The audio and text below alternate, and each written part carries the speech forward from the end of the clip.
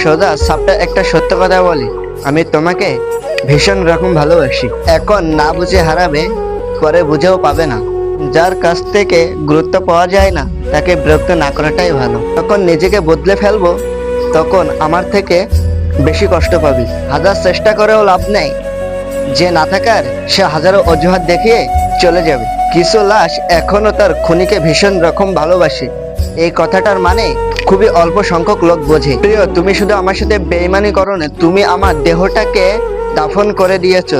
তুমি শুধু আমাকে নীরবে খুন করেছো, কিন্তু কোনো প্রমাণ রাখোনি। তুমি শুধু আমাকে কাঁদাওনি, তুমি আমার দেহটাকে দক্ষণা বিদক্ষণ করে দিয়েছো। তুমি এতটাই আমার নিঃশব্দে ঠকিয়েছো, সেটা আমার আল্লাহ ছাড়া আর কেউ জানলো না। তুমি আমার এতটাই ভেঙে দিলে যে অবশেষে আমি নিজেই নিজেকে আর খুঁজে পেলাম না।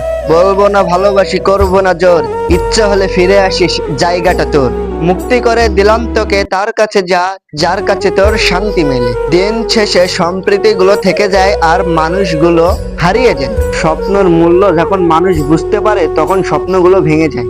রাতটা ঠিক আগের মতোই আছে, কিন্তু ঘুমটা আর আগের মতো নাই।